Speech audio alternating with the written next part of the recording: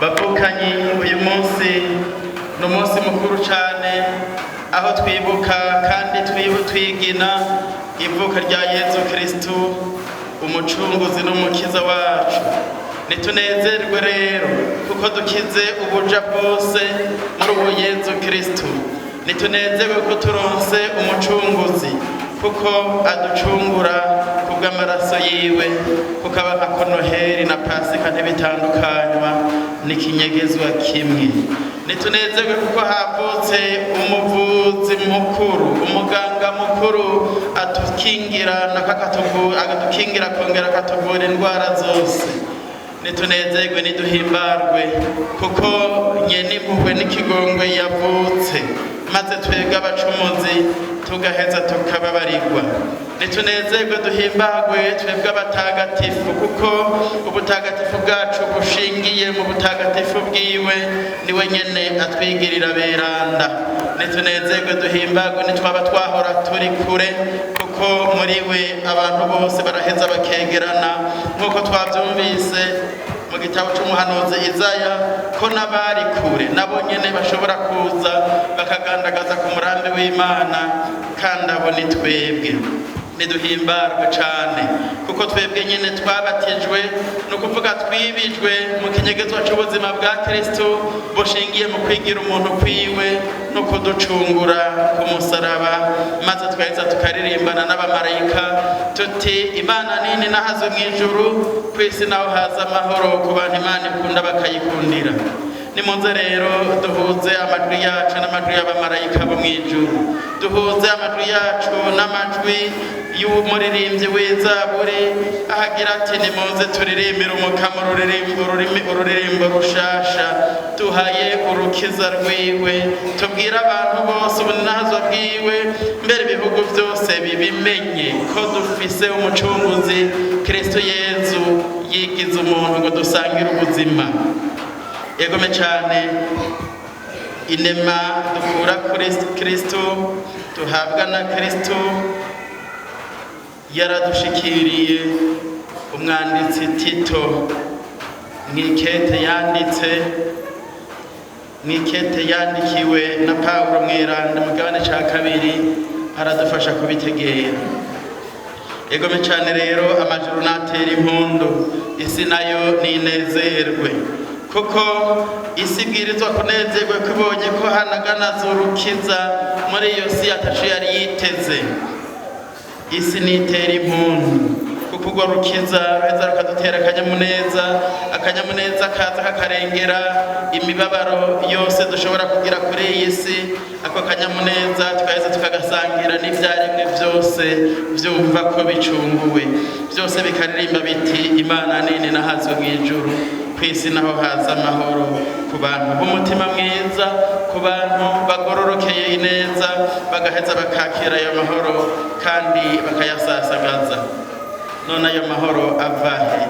Ayo mahoro tuyakesha jambo w'Imana yigize umuntu, agaheza agashinga ihema muri twebwe, agashinga ihema riguma ryimuka, kuko nyene gushinga ihema ari buca ngenda buca nimuka. Bikatwibutsa rya hema ryaherekeza umuryango w'Abanyisirayeli bava mu buja mu Misiri baja mu gihugu c'isezerano, maze rikama ryimuka.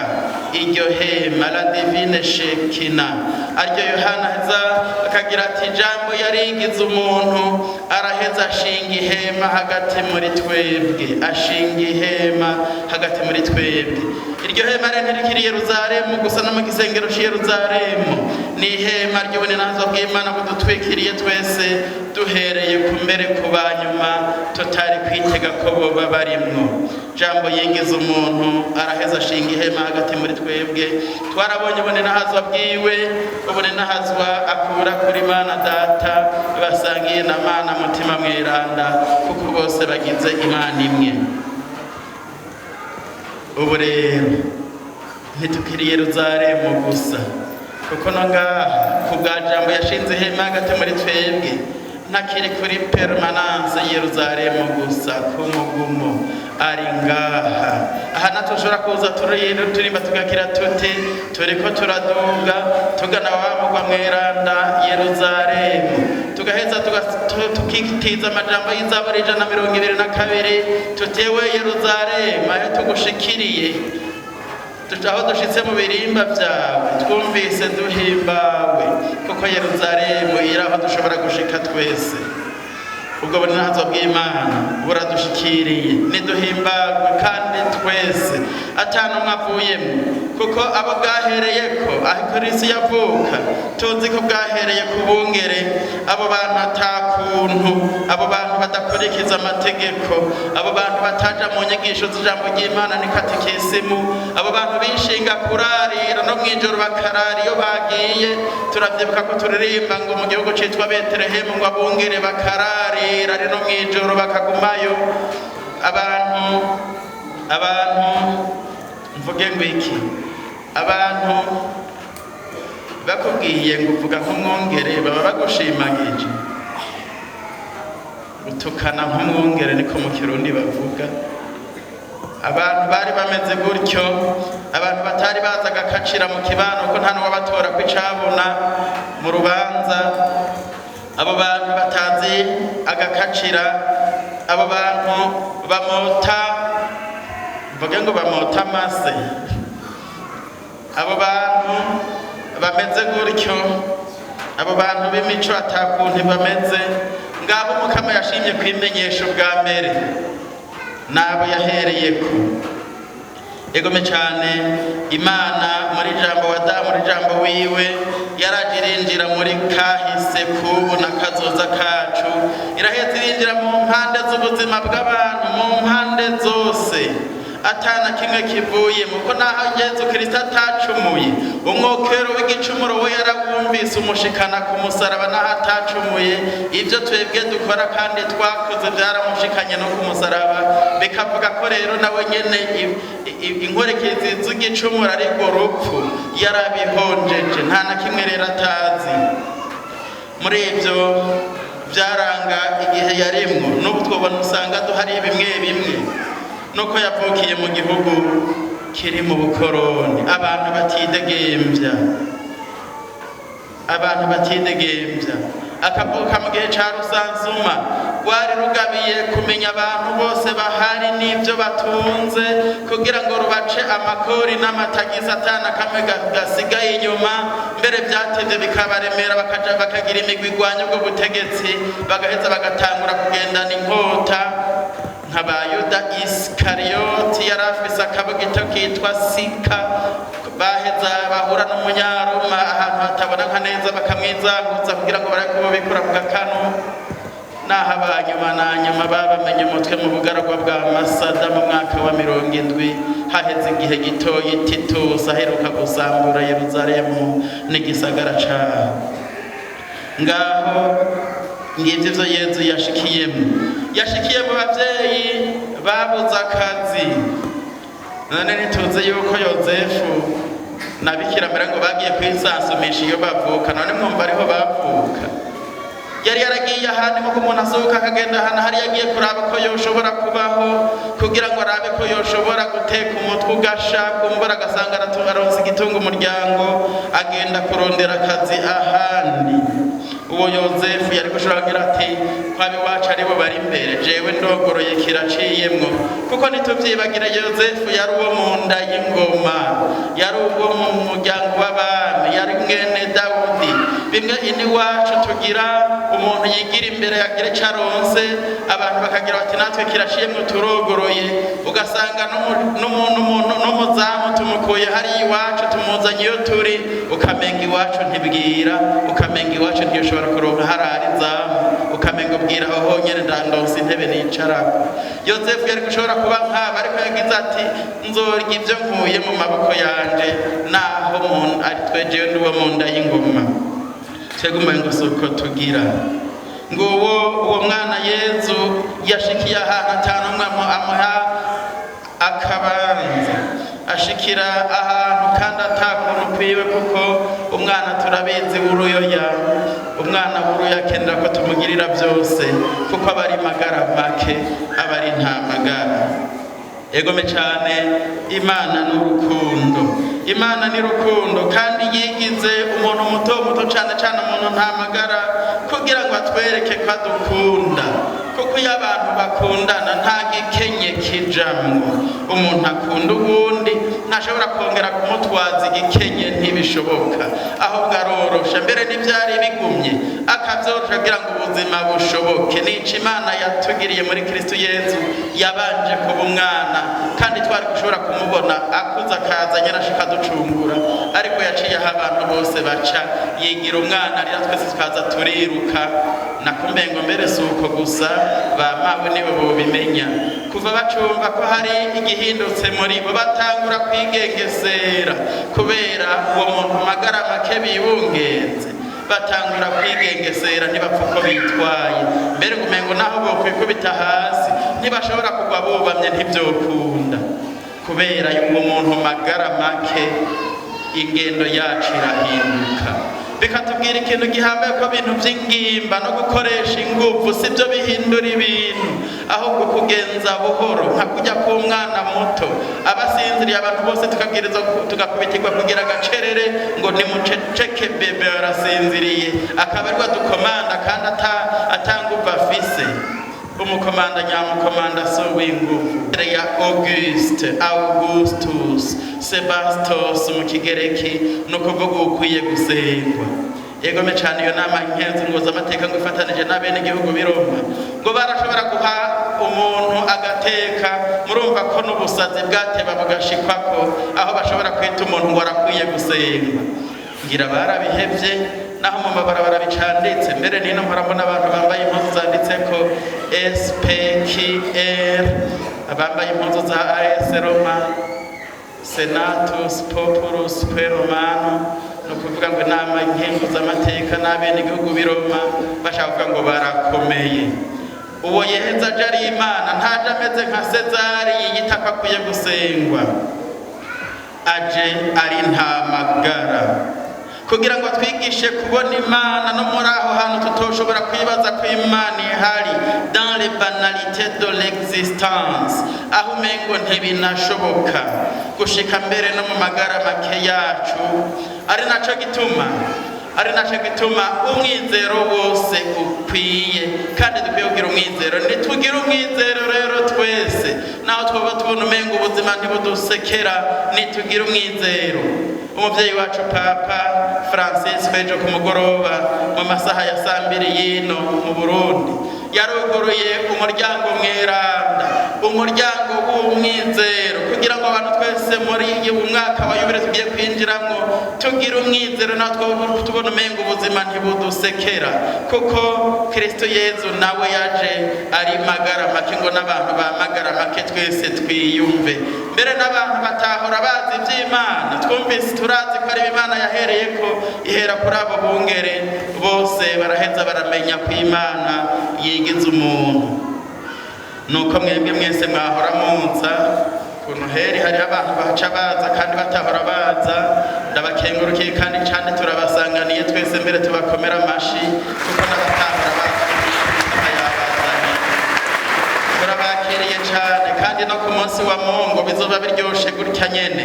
Mbere ngaha muri katedrale tuzokugururirwa umuryango w'umwizero, ngo ivyo byose byotuma dutunguruka umutima, tumenye yuko Umukama yabitsinze muri Kristo Yesu, yaje ngo abantu bagira umwizero, agahera ku babo bakure. Ubu rero nta wakure ariho, muri jambo yigize umuntu akabana natwe, nta buzima busanzwe bukihari. Ubuzima bwose, ibyo tubayemo byose bya kera, ibyo ubu nibyo muri kazoza, byarinjiyemo n'ubuzima bwa jambo w'Imana yaje gushinga ihema hagati muri twebwe ngo dusangire urugendo, kuko jambo w'Imana yigize umuntu, araheza ashinga ihema hagati muri twebwe, kugira ngo tuja ku kazi, tuja ku isoko, tuja kurima, tuja kuramukanya ahariho hose, arashobora gushingura iryo hema akaduherekeza, tukumva ko turi kumwe, tukidegembya muri bo. Ngo abamwakiriye bose yabagihaye kuba abana b'Imana, iyo iyo baba bari hose mu buzima bwabo bwa misi yose, mbere niyo bicanganye ntaduheba, kuko jambo w'Imana yerekeje igihugu c'Imana no mu ngorane cagiye kiragira gushika gishikiriye umwizero. None hari ibitohara rero ku bantu bahimbaza Noheli ari abakirisu. Icambere ni kizoranga uwo mwaka wa yubile w'imyaka 2025 kuva Kristo w'Imana yigize umuntu akabana natwe. Ati mu kanyamuneza ka yubile y'umuzo wa Yesu Kristo mu bantu nitumushikani wacu muri twebwe, aduha uwo mwizero. Nihaba mu miryango hari ico tuma dutungura ku mutima nitumwimike naho nyene, aduha umwizero kuko ivyo bidutungura umutima ntibifise ijambo rya nyuma. Nihaba mu gihugu tubayemo no kwisi tubayemo ivyo dutungura umutima ari vyinshi kandi vy'ukuri birahari ntibifise ijambo rya nyuma, nitwimike Kristo. Iyi myaka 2025 kuva Kristo Yesu yigize umuntu, uyu munsi muri uwo mwaka cane cane tugiye kwinjiramwo, nibitwugururire umwizero, biduha akanyamuneza na turimbe tuti Imana nini nahaze mw'ijuru, kwisi naho haza amahoro, kuko akanyamuneza nico kiranga cane cane umuntu aziko yacunguwe. Nitukagende dusutuye umunwa muri ayo mabarabara kandi turaba Kristo tugira tuti jambo yigize umuntu araheza ashinga ihema yama ariko aragendana natwe mu vyo turi kumwe, mu vyo turimwo, kuko akanyamuneza kari mu biranga abakristo. Nitugakure muri uwo mwizero, kuko ntidushobora kwemera yuko mbere n'ivyo turengera bigoye bituma dutumwizero ngo dutakanyamuneza kandi turaba Kristo. Ica kabiri ico turanga kubw'iyi Noheli duhimbaje no muri umwaka tugiye kwinjiramwo no kwizigiranira. Uwarahati je crois en Dieu qui croit en l'homme. Umengo nuko babivuze naho batabivuze mu Gifaransa. Ati jewe ndemera Imana ko Imana nayiremera umuntu. None Imana yari Imana ikigira umuntu. Imana yari Imana ikigira umuntu, bumva umuntu itamwemera. None ndinde jewe kubera muri iyi si turimwo ukwinubana no kwikekana birakunda kuhaba, kandi Imana itatwikeka. Abantu bamaze kuja mu kwinubana no kwikekana ntaco basubira kubakira hamwe, ahubwo baguma bavuga ngo mbega yemwe ashaka kugira iki, ngo niyo bwake, ngo ntawe ubizi, ngo bwake nibubuze ubukwana, ukamuri kurarondera ibindi vyo babinyegeje inyuma naho atabihari kubera ukwikekana. Imana ntitwikeka, Imana yigize umuntu, jambo w'Imana yigize umuntu agendana natwe, none ko atatwikeka twege twikekana kubera iki? Muri uwo mwaka wa yubile tugiye kwinjiramwo dufashwe n'iyi Noheli, nituduze umwizero mu bantu, twizerane, kuko ico abantu tubagize nico baba. Nitwabagira inyamaswa bazodushishima, nitwabagira abantu beza bazotwereka umutima mwiza, kandi ijambo ry'Imana rirabitwereka ko umuntu mwizigiye arakwereka ico amaze. Umwinuvye naho aho sindimwo, bambe sinashaka kubamo, kandi namwe sinabipfuriza kuhogira umuntu abamwe mu binuba abandi, kandi Imana itatwinuba yabaye umwe muri twebwe. Ijambo rya gatatu ryodufasha muri uwo mwaka wa yubile tugiye kwinjiramwo, ariko cane cane dufatiye kuri Noheli, no kugira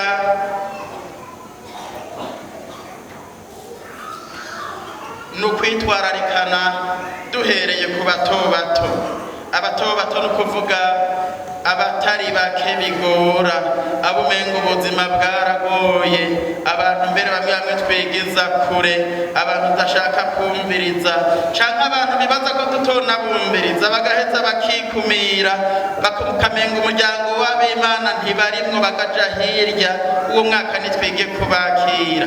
Erega abavukanye amahoro ntashoboka igihe umwe wese akiraba mu tuntu twiwe gusa arisa tuntu twanje, ukamenga abandi ntibarimwo. Aya magara make ya Kristo yavutse atuma kujya ku mwana mutoyi buruya abantu bose batigita bamuba hafi kugira ngo ntagire icaba. Nibidufashe natwe Kristo Yesu yaje ari muto, yaje ari umwana, nadufashe kugurukiranira kujya umwana rira tukaza turiruka twese, amatwi yacu niyige kumviriza abanina hazimana, ariko kandi atibagiye no kumviriza iminihiro ya bene wacu, kandi iriho mbere ntiri kure. twumve ko kwitwararikana ari ikintu gihambaye tubwirizwa kubamwo muri iyi noheli, na cane cane muri umwaka wa yubile twebwe abasangira rugendo kubw'umwizero dufise muri Kristo, pèlerin de l'espérance, kuko arico civugo nyamukuru dufise abasangira rugendo mu mwizero dufise muri Kristo. Ayo magara make ari kwinshi, hari abantu bafise ibigugu vyinshi mugari ba magara make ko bitiranye ikibi n'iciza, ugasanga mbere bariko bariyaga nabi bakora ngo ndamwerekeje mwene nde kandi yakoze nabi. Kumwe aho hambere aho twara twivuga amazina tukavuga ko twagiye kwakana katwagira ukuntu n'abantu tukica tukamara abantu bakadukomera amashikandi twamaze abantu n'ibintu twabitwaye. Abo bantu ntibamagara ko nta kuntu kwacu igihe tucitiranye ikibi n'iciza tukiyaga inabi twakoze ukamengo n'ubuhizi. n'ay'abantu babuze ivyankenerwa kandi bari bafitiye uburenganzira, kubera bamwe muri twebwe twigungiye ko byose. Abazi ibiharuro umengo 10% vy'ubutunzi bwo kw'isi nako 90% bigabwa n'abantu 10%, 90% basigaye bagasabikanya 10 bisigaye. Nyimba kw'isi hari inka 100, 90 zitwarwa n'abantu 10, abandi nabo bagatwara izo 10 zisigaye. Umengo niko ibiharuro bimeze. Abo bantu barabese ico bafitiye uburenganzira batagishikira, nabo nyene nibamagara make umwaka nitwige ko bitwararika, kuko mwitwararika tuzogiriranira uzokwerekana ko turi abantu bazi Imana. Naho rero dufatira mu guhimbaza Noheli itwibutsa ubuzima Imana ije gusubiza itoto muri Kristo avutse nk'abandi bana b'abantu, kugira ngo ubuzima tubusubize itoto. Duhimbaze Noheli twese dushaka gushigikira ubuzima ngo busubire itoto kandi bunaganagire. Turabirabereye twebwe turi ngaha, twebwe twaduhimbaza Noheli ko tugwanira iteka ry'umuntu, tugwanira ubuzima muri iyi si yuzuye ibintu byinshi bigwanya ubuzima bw'umuntu. Nimurabe mu miryango iwacu abantu baturubikwa bakama bariko baratukwa, abo bose ubuzima bwabo burahutara, bakaja kwa muganga bakarondera ingwara bagwaye bakayibura kubera uruhuha tubashirako. Raba mu miryango iwacu ababorezwa igufa umengo ni ibikoko vyo gukubitwa navyo nyene bisigaye bifise agateka. Raba mu kibani iwacu abantu baracahiga kwicana, biracariho. Raba mu kibana no mu miryango iwacu ibi bintu vyo gutangisha n'ukuntu biguma bifata umurinda atawuzi iyo bizogarukira. Nta muntu yohimbaza Noheli, ndabivuge canke ndeke, ubu bosanga hari umuntu ngaha kandi yaje guhimbaza ubuzima mugafise n'utuntu mu mufuko. Umuntu yaraba hirya agaca atora ikidenya agaha umwana yadusenze ngo akira mwana, kandi ariko ntawe urimwo mukama dukingire. Nta muntu yoba ngaha ameze gutyo. Abantu twese turi ngaha ivyo bintu ntawe vyubahuka, kandi ko tutazovyubahuka bigiye guhagarara. Umukama ari ku ngoma, tubanze tubigwanye muri twebwe. Nindanyemereye ko tugiye kuvyitwararika. Ivyo bintu ndipfuza ko vyohava nta wundi. Raba ukuntu hariho abantu batemba badashaka ko ivyo bintu vyohava, turagowe.